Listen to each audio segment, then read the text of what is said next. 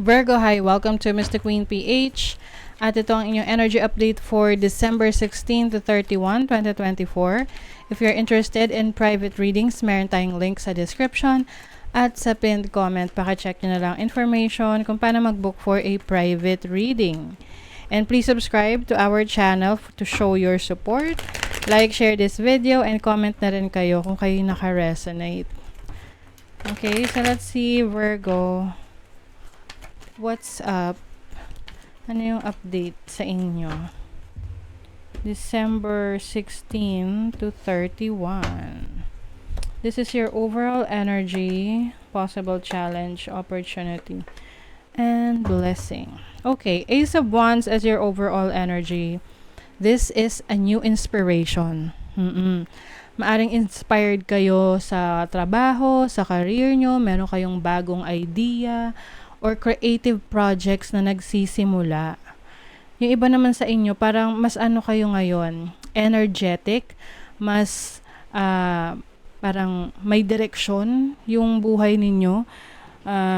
Something is inspiring you inspiring you. Maaring yung career path mo, or yung idea mo, relationship mo. Maaring iba sa inyo, nakabili kayo ng lupa, ng ari-arian. So, syempre, parang mas na-inspire ka na dagdagan yan. Oo, lalo na kung nakabili ka ng lupa, 'di ba? Kahit ano pa, gaano kaliit or kalaki yan. Kasi marami kang pwedeng gawin sa lupa. You have the 10 of Swords. Alam mo kasi na yung pinaghirapan mo, no, tapos na. Kumbaga, yung mga bagay na nagpa-stress sa'yo, tapos na.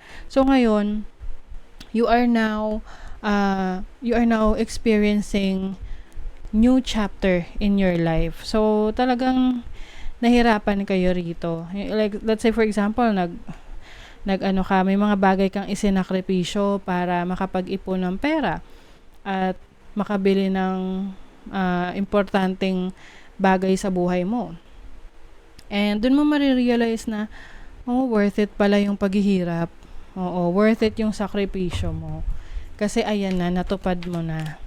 Your possible challenge is the Two of Pentacles. So, maaring meron kang decision making this week or this second half ng December na nahihirapan kang piliin kung saan ka mas magfo-focus. Especially sa career, trabaho, source of income. Okay? So, medyo magiging very, very busy ka. You have the Magician, which is your capabilities, abilities, your talents.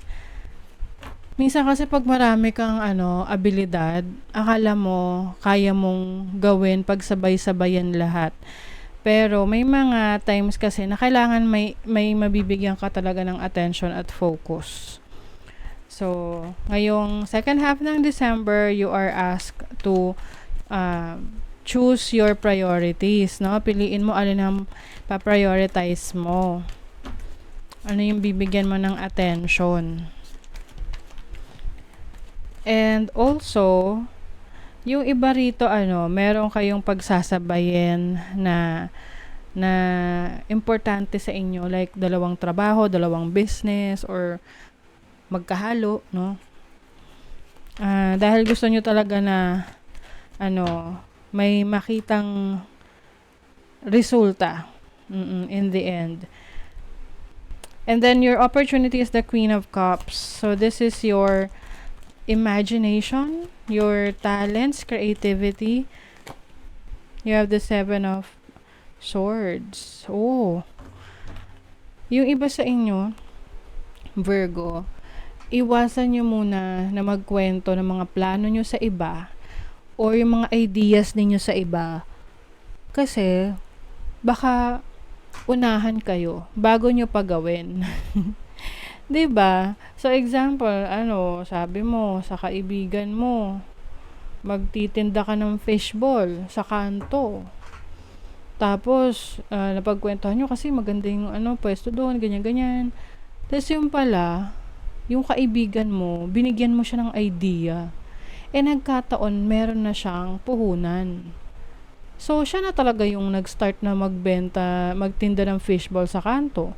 So, ikaw, wala ka pang puhunan, idea pa lang, naikwento mo na agad. So, parang, minsan kasi may nagnanakaw ng ideas natin eh. 'Di ba? Oo, kaya lang hindi naman natin pwedeng sa ireklamo yan na, uy, ninakaw niya yung idea ko. Lalo na't idea pa lang siya. 'Di ba? So, choose the people. Piliin mo lang yung mga tao na kukwentuhan mo ng mga plano mo, yung mga gusto mong gawin, or as much as possible, keep it to yourself, no? Para iwas sa mga, nagnanakaw ng ideas. And then your blessing is the King of Pentacles. So this is stability in your finances. Maaring merong leadership role para sa inyo ngayong second half ng December. Or ito yung mismong meron kang security, no, sa sarili mo dahil maaring na-achieve mo yung goal mo na makapag-ipon ng pera, tapos yung certain amount of money na yun yung masasabi mo na, okay, hindi na ako mag-aalala. Ano man ang mangyari, may ipon ako. Six of Cups. So, maaring may mga achievement kayo pagdating sa mga anak nyo. So, pwedeng yung anak nyo may mga meron ding mga maipagmamalaki na mga na-achieve nilang success sa buhay nila, and you are very happy for them. Let's see what else. Okay, why? Ayan, very curious kayo ngayon. Virgo, marami kayong learning opportunities ngayong second half ng December. You also have orphaned, and then young. Okay. Yung iba sa inyo, may halong lungkot dito kasi dito nyo nakikita or marirealize or marireveal kung sino ang mga taong totoo sa'yo. Meron dyan kasama mo lang sa ginhawa, pero pag nagkaroon ka na ng problema, nawawala sila. So, yun yung at least malalaman mo kung sino yung mga totoo sa'yo.